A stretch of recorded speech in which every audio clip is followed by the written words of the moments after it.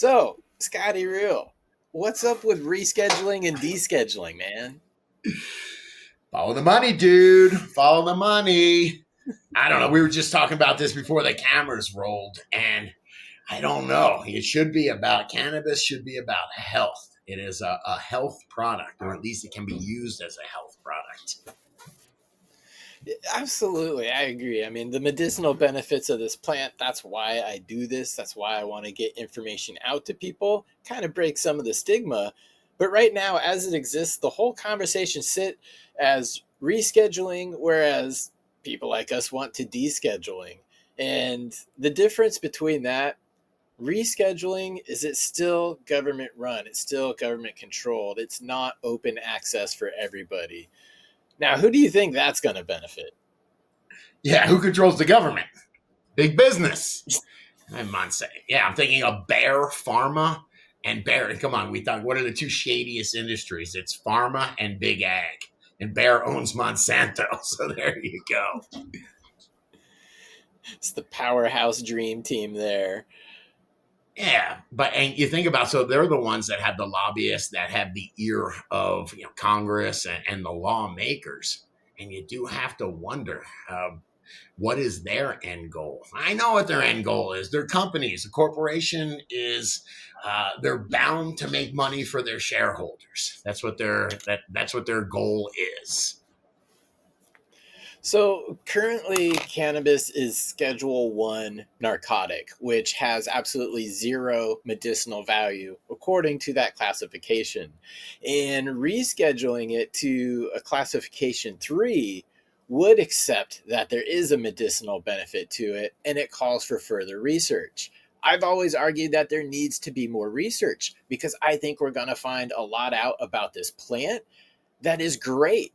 But I also want to know some of the negative consequences of this plant because I imagine somewhere there has to be. Easy example is temperatures and dabs. What happens to the terpenes when they get super hot? We didn't know that when dabbing culture kind of started. So studying it is not a bad thing. I mean, talk about dabbing culture. What kind of information do we have on that? Come on, all this stuff that they're putting in the pens. I know those vape pens give you a weird kind of mess with you if you do dabs at the wrong temperature. And then even the idea, we were talking about Marinol before, which was the government's attempt at trying to legalize the medicinal benefits of cannabis. It was a big pharma. They just took THC and just synthesized it, and it didn't work, right? It's not a pleasurable experience. Like, I have actually tried Marinol. This is something that was approved for cancer patients and AIDS wasting patients back, I almost want to say, in the 80s because of like chemotherapy. It was meant to stimulate appetite, it was meant to reduce nausea. But seeing how well the cannabis evil reefer worked, they're like, we can't really let people have this because we still say there's no medicinal value to it, even though the government held a patent on THC as a neuroprotectant. Y'all can look that Oh, up. come on. But Yeah. yeah, I know. But so they wanted to synthesize it, and Marinol was their answer. And it is nothing like the experience you would get from whole plant medicine. So that's why Mm-mm. you don't hear about a black market for Marinol, if you know what I mean. No, no, it's the clear, right? Remember they came out with that? It was just THC, Yes. and you'd smoke it, and you could smoke it anywhere, but it didn't give you any medicinal effects. And so, what else are they going to do that with? Chemical companies, they synthesize chemicals. That's what they're good at. So if you give somebody, a chemist something as complex as cannabis, good luck, man. Yeah, we're getting better at that. Unfortunately, there's other countries around the world. Israel is a place.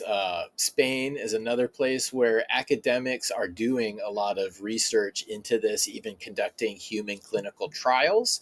So there is sort of a framework that's been laid out, but because of its classification in the United States, companies really aren't allowed to touch it. The ones that are have to go through special DEA backgrounds and Yeah. regulations. They have to obtain it from certain sources, which are not good sources for today's like current cannabis culture.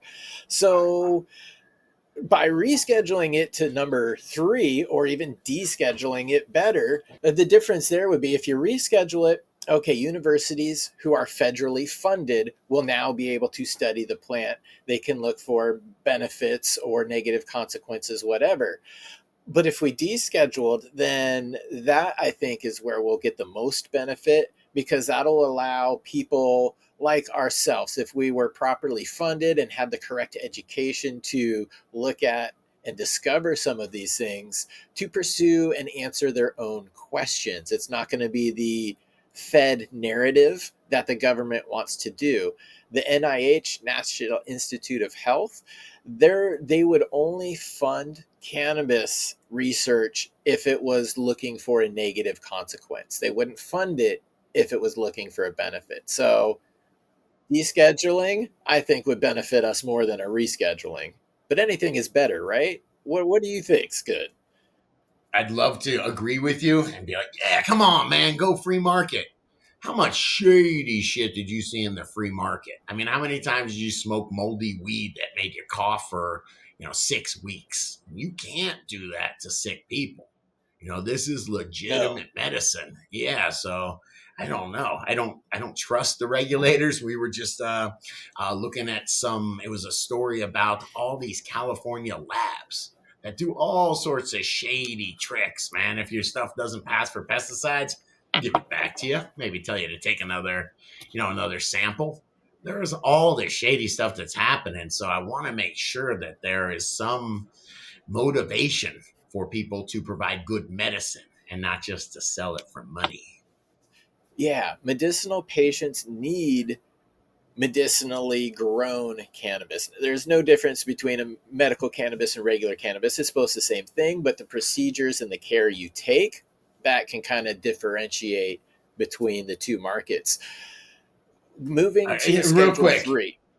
Oh, Yep. sorry. I was just going to say, real. You said there's no difference between medicinal and recreational cannabis. I'll bet you when you're growing it is. We're growers. We know that sometimes you want to grow that strain that it helps helps my friend. Helps my friend's got cancer or my friend's got a stomach ulcer.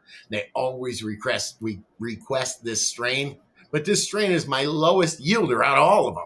I can grow big bud and I could go and sell it as THCA and make 8,000 bucks, or I can grow this Santa Maria that my friend likes, and you get a good 25%. So those are the things that we call head stash. I mean, they may not yield that well, but they are kept around for particular purpose. So yeah, you are right in that sense.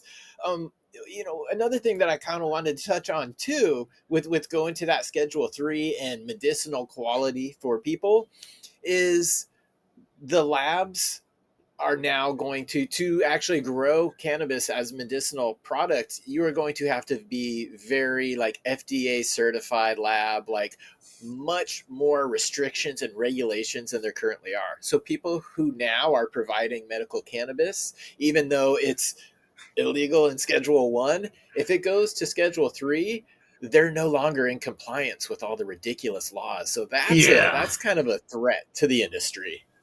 And how big business works is they come in and they say, hey, I'm so sorry that you lost your market. We'd be glad to buy your company for 10 cents on the dollar. Maybe we'll even let you work for us if you're nice. That's rough. No, come on, that's rough. Yeah, so but that is what happens is all these folks went and developed these SOPs. They developed how to, whether it's set up extraction labs or whether it's to run a 10,000 plant indoor facility. There weren't a lot of manuals telling you exactly how to do it, and it took a lot of failure until people finally got success. Those were growers like us that ran 20, 40, and 100 lighters back in the day. They scaled up, and now big business can just come in and say, hey, sorry, they changed the law and you lost your market, man. Don't worry, we're here to give you a couple bucks for it. Yep. And that's been their Achilles heel since the beginning of the legalization experiment. They've had the money and the ability to buy the equipment this whole time, but they didn't have the experience. They didn't have the ability to understand this plant and react to it on scale, because you can't, I always say, you can't have a warehouse full of 6-inch clippy fans. It just doesn't work. So it's different as you scale up. And that's why Big Ag has maybe taken a little bit of time to fully get into it. But once Schedule 3 or rescheduling comes about, uh, they may be now fully invested and entrenched, and they'll be able to buy the right growers. But this may all be delayed. The rescheduling has been pushed back once again, Really? rescheduled for, yeah, man, December pushed back. Well, November pushed back, December pushed back, January pushed back, and 7 days before it was supposed to come up again, the judge postponed it once more until March of 2025. But this time he pretty much spanked the DEA for dragging their feet, not providing their evidence, and prolonging this entire process. So why is the DEA, or why do you think they're being such butts about this? There is a Monsanto yacht trip where they charter this giant yacht and everybody gets to go. Lobbyists get to bring people. I bet you they're just waiting for that, man. I'm just kidding. You got to wonder what kind of shady stuff does go on. We're like, hey, we delayed it a month. We delayed it a month so we could, I wanted to talk to you. You know what I mean? We're going to Bali to talk. So come on with us. We need to bribe a few more Yes, people. and I'm sure that goes on. That is what lobbying is all about. And the DEA is its own branch of the government. It's obviously funded through that. And maybe that's the problem here, is they receive funding from doing a lot of these busts. Now, if it were to be more tolerated, they might lose a little bit of their budget. There's several generations too, though. That I'm Generation X, so we grew up with the. I don't say grew up. We had the internet for most of our lives. We've been smoking weed. The early '90s, weed was really tolerated and whatnot. But the generation before me and the generation after that, man, that was the war on drugs generation. And drugs are bad. I mean, so we're kind of Yeah. fighting that. A lot of those people still have a lot of power in this country. Yeah, absolutely, and it's fading away again as new people come into positions of power. They're able to use their voice and vote what their constituents want. Again, this America is overwhelmingly in the favor of allowing medical cannabis and even adult use cannabis. So the will of the people is being ignored here slightly, but as we started, there's always a profit motive. And I think it's, again, they're just circling the wagons, figuring out how to best capitalize on it the moment that it says go with rescheduling. Whereas descheduling, I'm thinking about it though. If I'm a chemist, wouldn't I want to be just just synthesizing like synthetic cannabinoids, synthetic terpenes, all that stuff? They can synthesize. It's the blend. I just wonder. I mean, I can tell you, growing plants is a pain, man.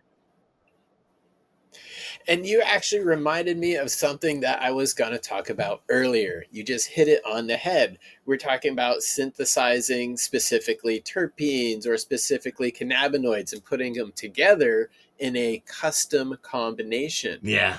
That, my friend, is how you patent something.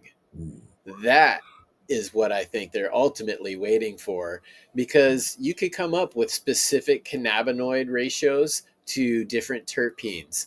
That is a custom replicable replicable I like it. yeah, y'all know what I'm trying to say. So Something that you can repeat, and then that can actually be patented. Whereas a plant, that chemo bar is going to vary, even by, even in the same grow room, it's going to vary slightly, and you can't patent that. So that's where they need to go. Is but that what if Schedule 3? Well, what if your lawyer or Monsanto's? I keep on picking on Monsanto. I'm allowed to pick on Monsanto, right? They send a It's lawyer You're allowed over to. and say, "Hey, that strain that you're growing, come on, give me one of your strains, man." A freak show is an identifiable one that if you've implanted something into it, Like Monsanto might do? Is that right? what you're going with there? I'm going that they just say, hey, that freak show, that is very similar to our compound 246A. And we're going in front of a judge, and we're going to make that argument that your cannabinoid profile is very too similar to a patented one. I could see that weird stuff happening. And by the way, to where people like me that actually are, or people like you that are actually trying to just get good strains out there, just like, I'm done. I'm done. Monsanto sent me a cease and desist. I'm done. I'm not fighting them, man. Yeah. Absolutely. And that's why, people put things out into the public domain now. They're trying to get the genomes mapped for their strains so nobody could claim it later. But we've seen that example in the agricultural world, specifically Sure. again with Monsanto, with their Roundup Ready crops or Roundup Ready corn. Oh, sorry, pollen strayed from your neighbor's field into your field, and now it has that gene in it. By the way, we own your crop now.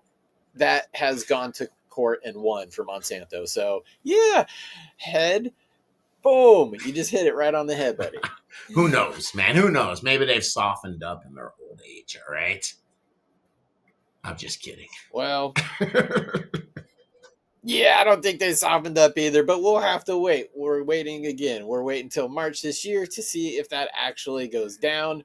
Maybe we'll come back. We'll retouch this topic then. Yes but or no? Scotty, Wait, yes or no? reschedule or deschedule? Oh, sorry. I was going to ask you the same thing. Of course, it's deschedule for me because I've been buying descheduled weed for the last 30 years. And the more I tell you, it was tough when I had no choice. But now that there's a bunch of choice, I can shop on quality. I can shop on grower integrity and know your grower. If you're buying your medicine locally, know your grower.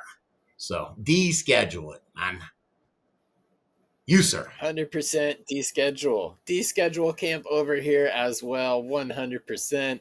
Like we touched on, though, I'd love to see some framework for safety, but that doesn't mean descheduling doesn't mean it's just the Wild West. Descheduling just means people with academics can study it. So, hey, I got one more thing. All right, we both want deschedule. What do you think's going to win? What do you think's going to actually happen? bro, that's I reschedule if anything, if anything. You don't think there'll be a Take your revolt? whippings and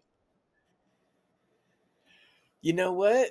I hope someone plays the trump card on this one because the American people want it. Give it to us. Yeah, I just think that you'll really find that there's so many people. When they said the veil's been lifted on this one, there's so many. What did I say? I think it's 17, 18% of the country smokes cannabis. I can't remember. Something like it was a crap load. Millions, tens of millions smoke cannabis every day. That's working for them. They have family. They have friends.